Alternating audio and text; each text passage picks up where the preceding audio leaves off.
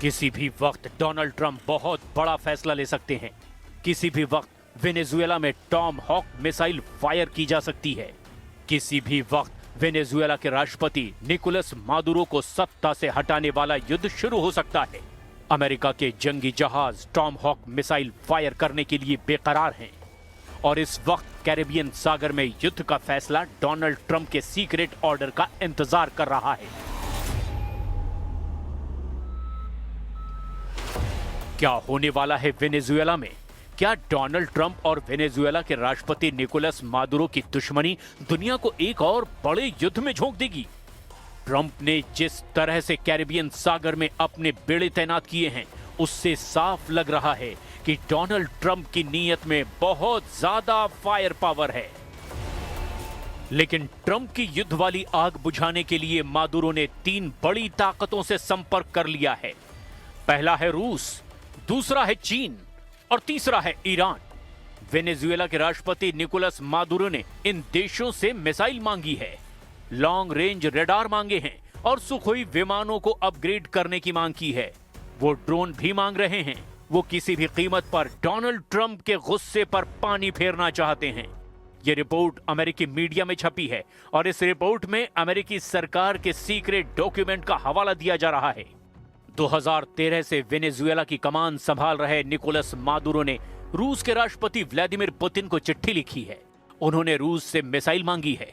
Maduro ने चीन के राष्ट्रपति शी जिनपिंग को भी खत लिखा है।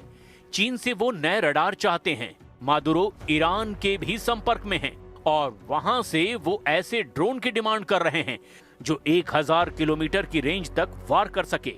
हालांकि ट्रंप ने कहा है कि वेनेजुएला में हमला करने का उनका कोई इरादा नहीं है। When they treat me with that kind of respect, they're treating our country with that kind of respect, which is much more important. And our country is respected again. Do you have any questions? There are reports that you are considering strikes within Venezuela. Is that true? No. That you made a decision on that? No, it's not true. लेकिन Trump की तरफ से आ रही धमकियों को Venezuela बहुत गंभीरता से ले रहा है और इसकी एक बड़ी वजह है कैरेबियन सागर में अमेरिका के जंगी जहाज। ट्रंप ने अपना USS Gerald Ford carrier Venezuela भेज दिया है। यह दुनिया का सबसे बड़ा एयरक्राफ्ट कैरियर है। 5000 नौसैनिक, साथ में F-35 स्टेल्थ फाइटर और पूरे बेड़े की हिफाजत कर रही परमाणु पनडुब्बी। ट्रंप ने वेनेजुएला के सामने घुटने टेकने के अलावा कोई विकल्प नहीं छोड़ा है। Si aparecía explotando por allá una nave gringa en aguas limítrofes o en aguas de Trinidad y Tobago, ¿a quién le iban a echar la culpa? ¿Y para qué le iban a echar la culpa a Venezuela? Para justificar una escalada y un enfrentamiento entre pueblos hermanos.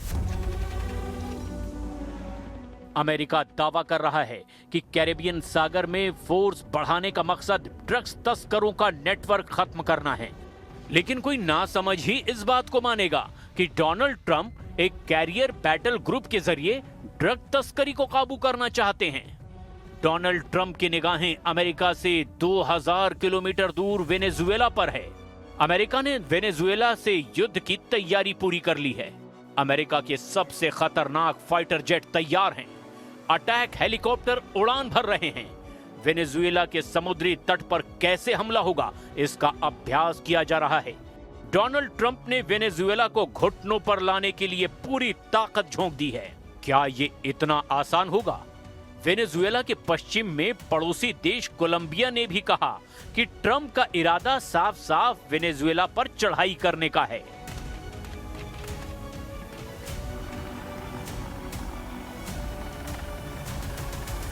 There's no need to fire missiles. It's absolutely ineffective, and this action doesn't seem to be really aimed at seizing cocaine, but rather at an invasion, which is also absurdly illegal and has more of an objective of oil than defending the American society from illicit drugs. लेकिन एक दक्षिण अमेरिकी देश Venezuela को पस्त करने के चक्कर में डोनाल्ड ट्रंप से एक बड़ी गलती हो सकती है। इसे अभी से ट्रंप का काराकस ब्लंडर कहा जा रहा है। डोनाल्ड ट्रंप क्या वेनेजुएला से युद्ध करके अमेरिका को दूसरे वियतनाम में फंसाने जा रहे हैं? ऐसे बहुत से सवाल हैं जो इस वक्त अमेरिका की इस नेवल कमांडो टीम के जहन में भी घूम रहे होंगे। फास्ट बोट पर सवार ये सैनिक अमेरिका के स्पेशल फोर्स का हिस्सा हैं। इनका काम होता है दुश्मन के इलाके में घुसकर उसे खत्म करना या पूरे इलाके पर कब्जा जमाना। M240 मीडियम मशीन गन के साथ अमेरिका के सील कमांडो बता रहे हैं कि कैसे वो वेनेजुएला के खिलाफ एक बड़े युद्ध के लिए तैयार हो चुके हैं। कैरेबियन सागर में ड्रग तस्करों को खत्म करने की आड़ में अब वेनेजुएला डोनाल्ड ट्रंप का प्राइम टारगेट बन चुका है।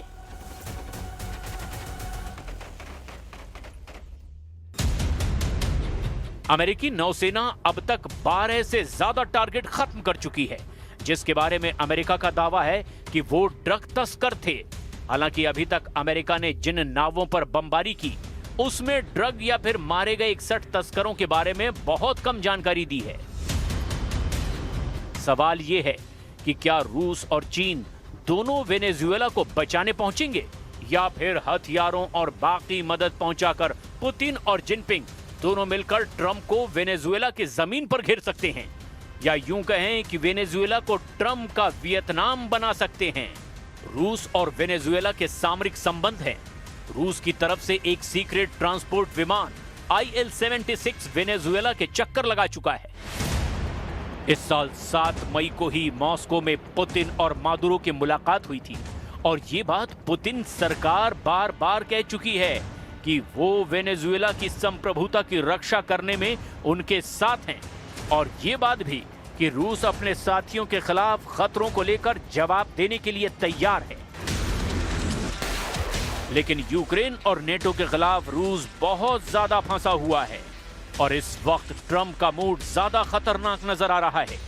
दावा किया जा रहा है कि अमेरिकी नौसेना ने अपनी 10% ताकत अभी कैरिबियन सागर में तैनात कर दी है और उसका सबसे बड़ा टारगेट वेनेजुएला ही बन चुका है। डोनाल्ड ट्रंप का एजेंडा बिल्कुल साफ नजर आ रहा है। वो जानते हैं कि जिस तरह से अमेरिका ने इराक से सद्दाम हुसैन को हटाया, लीबिया से मुअम्मर गद्दाफी को हटाया, जिस तरह सीरिया से बशर अल असद को हटाया गया, ठीक वैसे ही वेनेजुएला से मादुरो को हटाया जा सकता है। पर सवाल है कि क्या पुतिन ऐसा होने देंगे? इस साल जुलाई में ही रूस ने वेनेजुएला में कैलाशनिकोव की हथियार फैक्ट्री खोली है। वेनेजुएला के तेल और गैस भंडार में भी रूस का दखल है। मामला हजारों करोड़ डॉलर का है और इस बार डोनाल्ड ट्रंप की भी नजर है। इसीलिए अमेरिका ने बड़े पैमाने पर अपनी नौसेना को वेनेजुएला के पास तैनात कर दिया है। कुछ हफ्तों के अंदर अचानक दक्षिण अमेरिका में युद्ध का माहौल बन गया।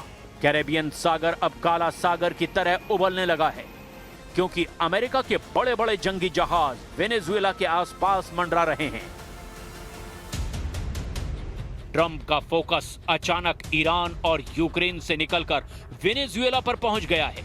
अमेरिका की फौज ने वेनेजुएला पर हमला करने की पूरी तैयारी कर ली है। डोनाल्ड ट्रंप बता रहे हैं कि किसी भी वक्त वेनेजुएला का वो हाल किया जा सकता है जैसे इजराइल ने गाजा का किया है।